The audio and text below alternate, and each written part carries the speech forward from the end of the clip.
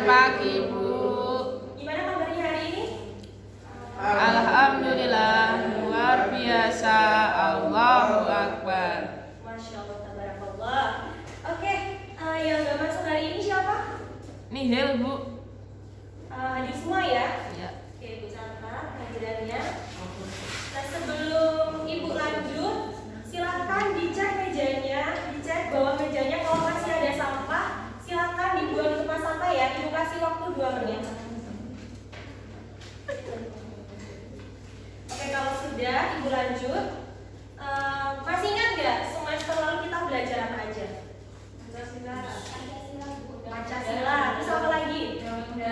Undang-Undang Dasar 1945 kita. Nah, untuk pertemuan pertama di semester 2 ini kita masuk ke bab 1 ya. Materinya apa? Keberagaman dalam Bhinneka Tunggal Ika. Pasti udah nggak asing ya istilah Bhinneka Tunggal Ika? Ya kan? Pasti udah sering dengar kan? Nah, ada yang tahu nggak makna dari Bhinneka Tunggal Ika itu apa? Oke, berbeda-beda tapi tetap satu juga. Ada yang mau menambahkan yang lain makna dari Bhinneka Tunggal Ika? Toleransi, betul ya. Jadi makna dari Bhinneka Tunggal Ika itu nggak sekedar artinya aja berbeda-beda tapi tetap satu juga, tapi juga bisa bermakna yaitu toleransi akan keberagaman. Nah, ada yang bisa memberikan contoh nggak keberagaman yang ada di Indonesia? Mungkin di sekitar kita apa aja keberagamannya? Keberagaman agama, terus apa lagi? Budaya, bahasa, keberagaman suku. Mungkin di sini ada yang dari luar suku Jawa? Dari mana Mas Lutfi? Dari Baduy. Dari suku Baduy luar berarti ya? Iya, kalau Baduy dalam kan ini ya belum bisa tersentuh sama peradaban luar ya Mas Lutfi ya? Iya, Bu. Iya. Oke. Sudah belajar tadi malam tentang materi ini? Belum. Oke, ada yang sudah ya di belakang tadi ya, baik, luar biasa. Ini Ibu ingin menjelaskan dulu kenapa sih kita harus belajar materi itu. Nah, jadi dalam pertemuan kali ini itu nanti kalau anak-anak harus bisa ini mencapai tujuan yang belajar yang sudah Ibu tampilkan di depan. Yang pertama apa? Bisa menganalisis keberagaman dalam Bhinneka Tunggal Ika. Terus juga nanti anak-anak semuanya harus bisa menganalisis kasus intoleransi terhadap keberagaman yang ada di Indonesia juga. Kemudian anak-anak juga harus bisa mempresentasikan di depan kelas terkait kasus yang dianalisis secara berkelompok. Nah, untuk mencapai tujuan ini tadi, nah anak-anak semuanya harus menempuh langkah pembelajaran seperti yang Ibu tampilkan di depan. Nah, yang pertama nanti ada tanya jawab, kemudian ada elaborasi pemahaman. Jadi nanti Ibu bisa memberikan sedikit materi untuk anak-anak sebagai pemantik. Terus kemudian ada diskusi kelompok. Jadi Ibu nanti akan membentuk kelompok. Kemudian anak semuanya akan berdiskusi untuk menganalisis kasus. Kemudian setelah berdiskusi anak-anak semuanya akan mempresentasikan hasil diskusi di depan kelas. Dan yang terakhir nanti kita merefleksikan materi secara bersama-sama di depan kelas. Bisa dipahami? Bisa. Oke, bisa. Ibu lanjutkan ya. Nah, jadi nanti yang akan Ibu nilai dari anak-anak semuanya ini ada 3 ya. Ada 3 poin. Yang pertama pemahaman materi. Jadi nanti Ibu akan menilai bagaimana anak-anak semuanya memahami materi pada pertemuan kali ini. Terus kedua juga partisipasi dari diskusinya akan Ibu lihat, akan Ibu nilai juga. Kemudian dari sikap anak-anak semuanya nanti di kelas juga akan Ibu nilai seperti itu. Paham ya? Paham. Oke. Nah, sebelum Ibu lanjutkan, ini sudah ada barcode yang sudah ditampilkan, silakan di scan. Nah, itu nanti sudah ada petunjuk, silakan kalian isi yang sudah ada di perintahnya. Nggak usah nyontek ya, kerjain sendiri-sendiri. Ibu hanya ingin melihat kemampuan awal kalian sebelum kita lanjut ke materi. Jadi kerjakan sesuai dengan kemampuan, kerjakan sesuai dengan pemahaman anak-anak semuanya. Jadi kerjakan apa yang kalian ketahui. Ya, Bu. Oke, ini udah Ibu cek, sudah masuk semuanya ya datanya ya. Sebelum Ibu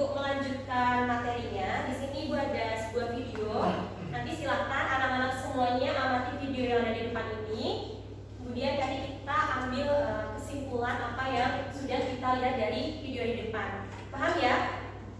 Oke, selamat menyaksikan.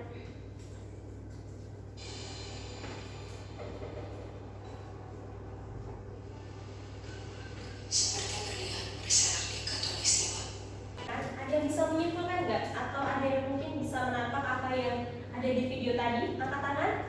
Ya, gimana kakak? Jadi Indonesia itu terdiri dari berbagai budaya. Ya, kemudian Kemudian ya, hal itu yang membuat kita memegang teguh semboyan kita yaitu Bhinneka Tunggal Ika agar kita tidak terpecah belah dan walaupun berbeda-beda tapi kita tetap satu. betul, beri tepuk tangan untuk Mbak Lala. Jadi dalam video tadi kita bisa menyimpulkan bahwa Indonesia itu memiliki banyak keberagaman dan keberagaman itu bisa menjadi potensi kekayaan negara kita, tetapi hal itu juga bisa menjadi ancaman. Kenapa bisa menjadi ancaman? Gimana Mbak Putri? Karena tidak adanya toleransi Bu antar sesama. Ya betul ya jawaban dari Mbak Putri ya, karena tidak adanya rasa toleransi. Jadi keberagaman itu bisa menjadi potensi kekayaan, tapi bisa juga menjadi ancaman kalau kita ini tidak mempunyai toleransi yang tinggi terhadap keberagaman itu. Kita harus bisa memahami keberagaman itu dan kita juga harus bisa menerapkan toleransi. Tujuannya apa? Supaya tidak terjadi konflik, yang mana konflik itu bisa memecah belah bangsa. Oke, bisa dipahami ya dari video tadi ya? Bisa, Bu. Oke, sekarang ibu lanjutkan. Nah, kita nggak afdol nih kalau kita nggak membahas tentang bagaimana sejarah dari Bhinneka Tunggal Ika itu sendiri. Sejarah dari Bhinneka Tunggal Ika itu sendiri ya. Ini kita jadi Bhinneka Tunggal Ika itu diambil dari kitab Sutasoma karya siapa? Itu. Jadi kitab ini itu berasal dari zaman kerajaan Majapahit.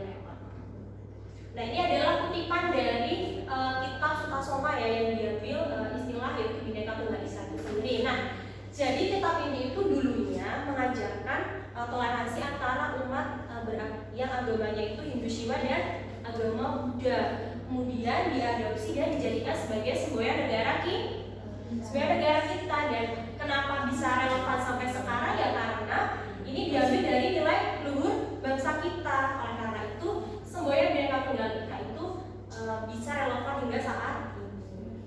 Ada pertanyaan sejauh ini? Belum ya? Oke, kalau belum ibu lanjutkan. Kira-kira berapa jumlah provinsi di Indonesia sekarang? 38. Ada yang tahu provinsi baru di Indonesia itu apa aja?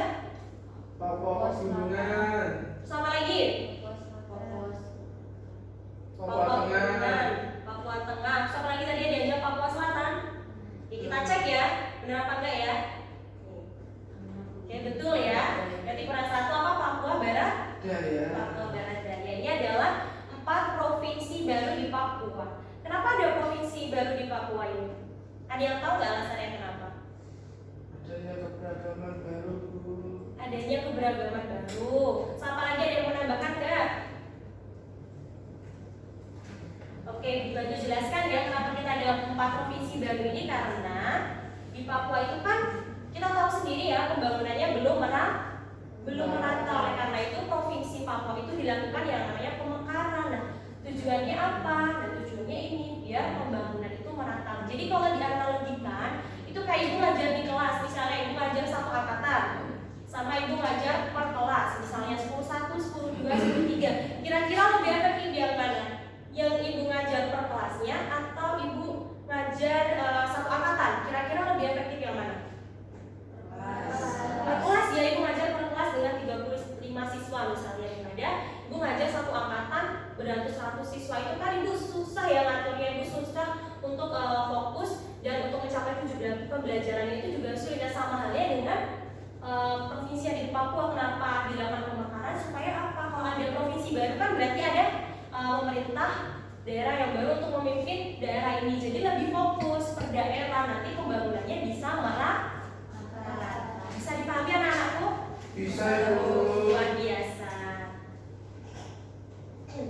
Nah, ini adalah contoh keberagaman di masyarakat Indonesia. Yang pertama apa? Suku Suku bangsa. Yang kedua apa? Budaya.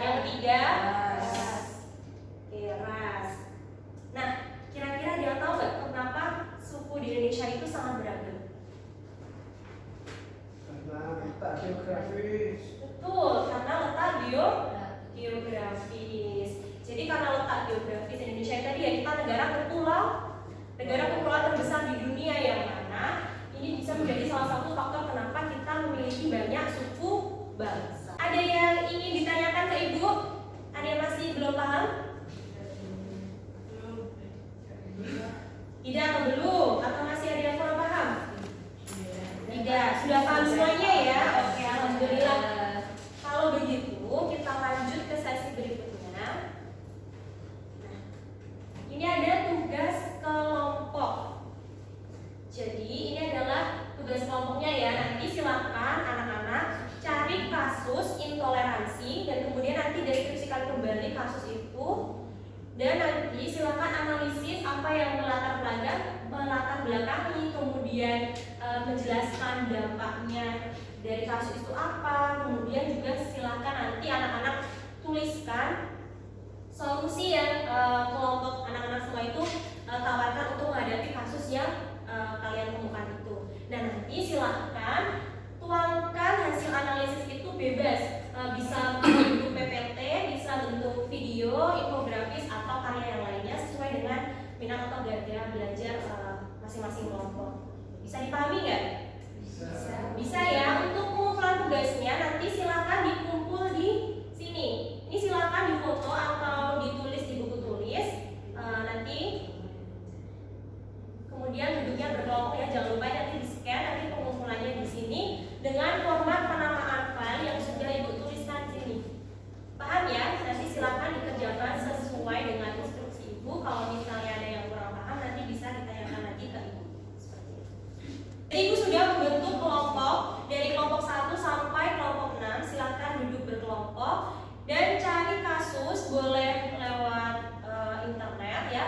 Bisa kalian cari kasus yang berupa video atau artikel berita atau mungkin dari media sosial boleh. Nanti sertakan sumbernya ya di PPT atau di video atau karya yang kalian buat seperti itu. Nah, kalian nanti kalau bisa sekelompok harus berkoordinasi, per kelompok itu harus berkoordinasi. Jadi jangan sampai memilih kasus yang sama.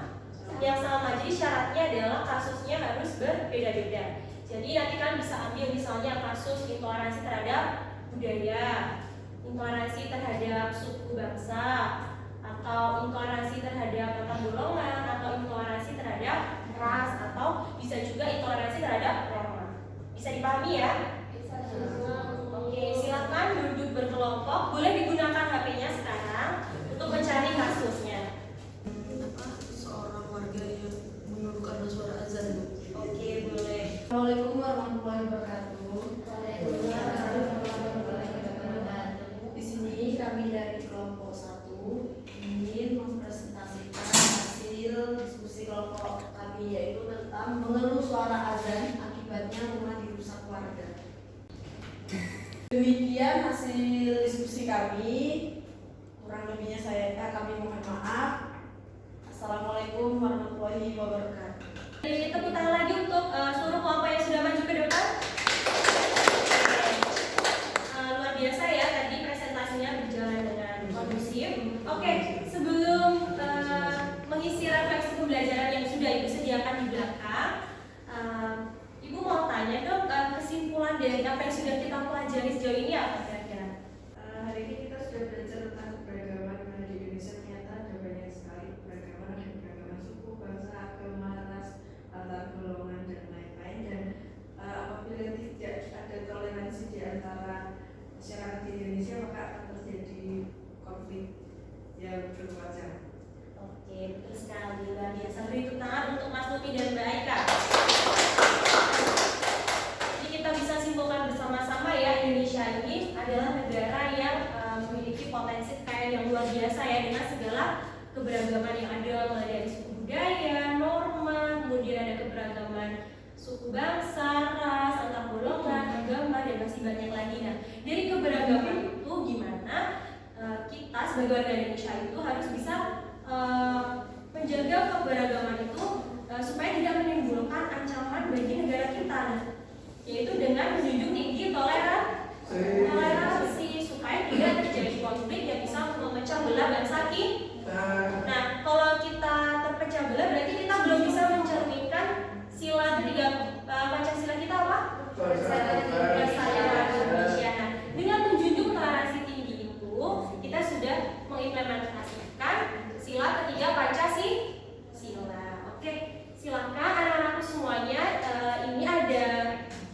versi, nanti di situ ada perintah yang harus kalian laksanakan dan ada beberapa isai juga ya sedikit. Nanti silahkan kalian kerjakan apa yang sudah ditulis di situ.